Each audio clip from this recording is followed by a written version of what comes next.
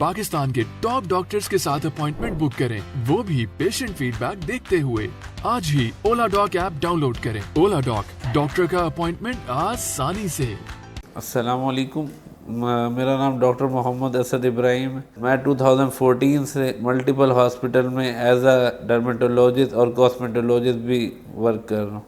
आजकल मैं अनम हॉस्पिटल में ओपीडी करता हूँ, जहाँ मैं एज अ स्किन स्पेशलिस्ट और कॉस्मेटोलॉजिस्ट मल्टीपल प्रोसीजर्स भी करता हूँ, जिसमें हेयर्स की पीआरपी है, एक्ने स्कार्स की पीआरपी है, नेल रिमूवल है, बायोप्सीज है, वॉट्स की कॉटरी है और कॉर्न रिमूवल है।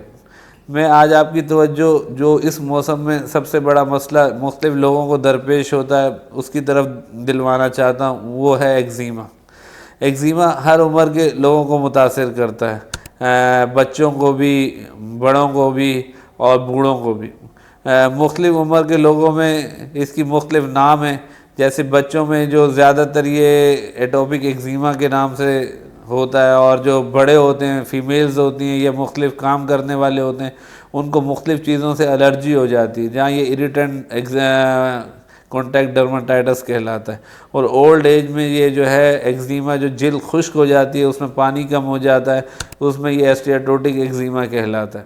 तो जो बच्चों में होता है ये ज़्यादातर तो जेनेटिक्स से होता है, और इसके मुख्तलिफ प्रोवोकिंग फैक्टर्स हैं कि मुख्तलिफ चीज़ों की वजह से बढ़ जाता है। जैसे किसी को अगर घर पे आपने कालीन बिछाया हुआ है, या फिर आपके घर पे बहुत ज़्यादा लाल बेग हैं, तो उससे भी ये बच्चों में जो है अगर उसके अंदर से ये एक्ज़ीमा होने का चांस होता है, तो ये उससे बढ़ जाता है, ये हो भी जाता है और बाज़ औक़ात बढ़ भी जाता है।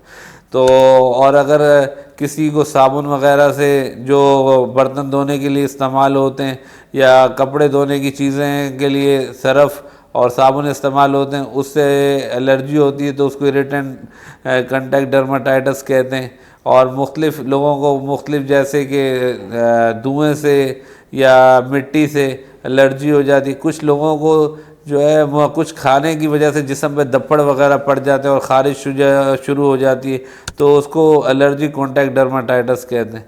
और ओल्ड एज में तो जिस्म में पानी कम हो जाता है, तो उसकी वजह से उनको बहुत ज़्यादा ख़ारिश हो जाती है, और उसमें जो उनको इरिटेंट जो है ना बहुत ज़्यादा ख़ारिश होती है, तो उसको स्टेटोटिक एक्ज़ीमा कहते हैं।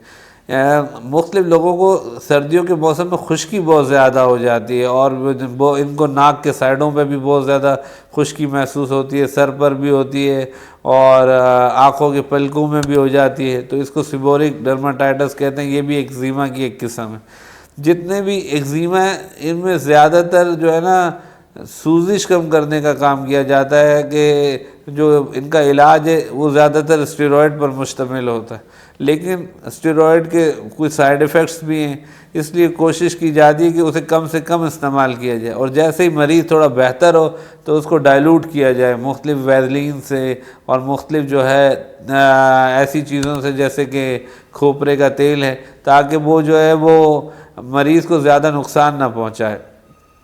मेरा सबसे पहला मशवरा तो ये है कि अगर कोई भी बच्चा है जिसको एटोपिक एक्ज़ीमा है, तो वो उन चीज़ों से बचाया जाए जिनसे वो पड़ता है, और दूसरे पे जब भी उसको स्टेरॉइड शुरू किया जाए, जैसे ही वो बेहतर होने लगे तो उसमें वैज़लीन या खोपरे का तेल मिलाया जाए, और जैसे ही वो और बेहतर हो तो उन जगहों पर जहाँ पर उसको ज़्यादा ख़ारिश होती है, तो उसको उन जगहों पर गीला कर कर हल्की सी वैज़लीन लगा दी जाए। तो वो क्या होगा कि बेहतर रहेगा, उसको बार बार बीमारी बढ़ेगी नहीं। और औरतें जिनको मुख्तलिफ साबुन से या सरफ़ से एलर्जी होती है, उनको ख़ास तौर पर ग्लव्स पहनने चाहिए, जो मुख्तलिफ कंपनियों के, स्कॉच ब्राइट के, ताकि वो पहन के वो काम करेंगी, तो उससे उनका वो जिस चीज़ से उनको एलर्जी है वो उनके हाथों पर टच नहीं होगी, तो वो फिर उनको उसका इलाज नहीं करवाना पड़ेगा और वो बढ़ेगी नहीं। अगर वो एक लंबे अरसे तक इससे बची रहेंगी, तो कुछ मरीज़ ऐसे होते हैं कि उनकी ये बीमारी ख़त्म भी हो जाती है।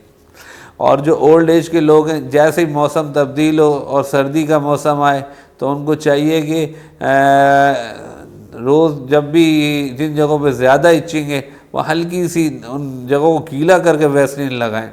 और जो खुश्की के मसाइल वाले मरीज़ हैं, तो उनको तो मेरा मशवरा है कि मेडिकेटेड शैम्पू यूज़ करें जब भी सर्दियाँ आएँ, اور ہلکا سا رات میں کوئی ہلکا سا اسٹیرائڈ جو ہے وہ رات میں سر میں لگا لیں اور زیادہ آئلنگ نہ کریں سردی کے موسم میں، تو اس طرح ان کا یہ ایگزیما کا مسئلہ بہتر رہے گا اور ان کو جو ہے نا زیادہ پریشانی نہیں ہوگی۔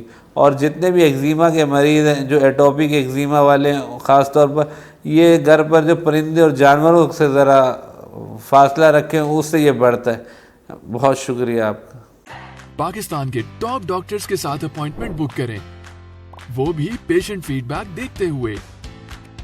لاکھوں لوگوں کی طرح پاکستان کے سب سے بڑے ڈاکٹر نیٹ ورک کا فائدہ اٹھائیں اور آج ہی اولا ڈاک ایپ ڈاؤن لوڈ کریں۔ اولا ڈاک، ڈاکٹر کا اپوائنٹمنٹ آسانی سے۔